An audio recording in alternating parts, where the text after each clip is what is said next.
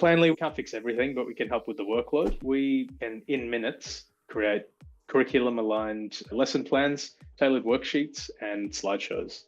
So I will jump into planly.com. This is the landing page. I've got some case studies in here. This is my wife, Jen, who I wrote a case study about her. Also did some articles just for SEO sort of stuff, just how it could be used for homeschooling parents to create lesson plans that are curriculum aligned, and our mission about why I built it, which is essentially to save teachers time. I want to give them time in their personal life back. So less planning, more living.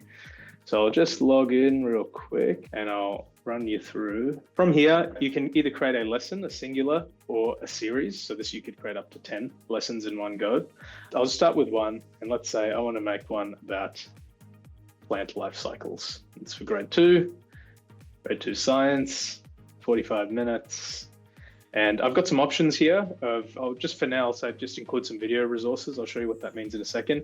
We'll do these separately. So create it in a practical exercise and slideshow presentation. If I do it all in one go, the loading time takes forever, and then you'll just be looking at a loading screen.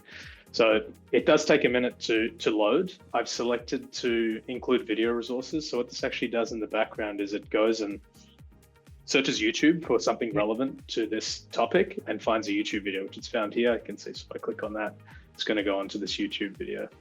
But from working with my wife, understanding what does a teaching sequence look like, at her school, they do it in these 4 stages. So a tune-in is getting the children's attention. So it comes up with an exercise of how to get the kids' attention and tuned in. Some explicit instruction about how something works or what they're supposed to do.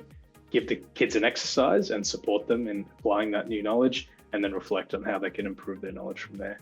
Also, it's actually linked up to the Victorian or your school state's curriculum board, and it pulls in what specific online curriculum code it is.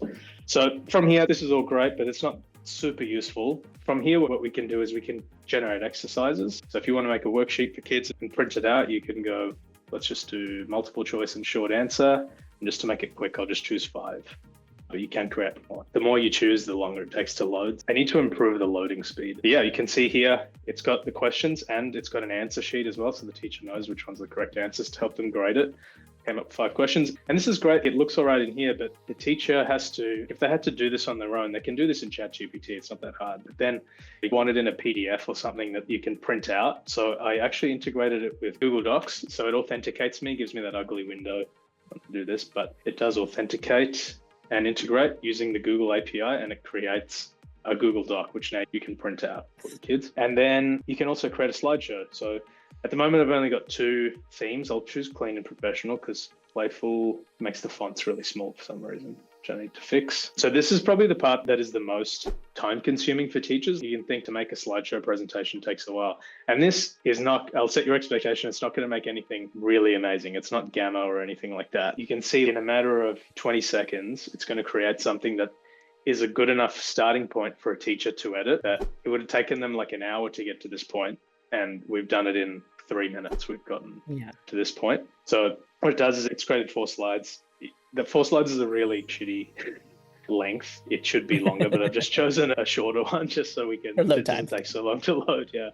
But this just goes and looks for images on Google. You can edit it, and I've made a thing so you can find, sometimes it's not great at finding a good image. So I've set up a search so you can search in here and choose a better image if you want. I'd like to extend this so that you could actually generate generate imagery. I was using OpenAI's image model to create imagery, and it was absolute garbage, so I just removed that. But then Nano Banana came out, so I might try those. And then from here, you can export them as a Google slide. So that was the authentication window. And then once that's done, it should just pop up in a new window. And again, it's not perfect and it's not excellent, but this is a starting point for a teacher now that it would have taken them like an hour to get here, and it's been 3 minutes.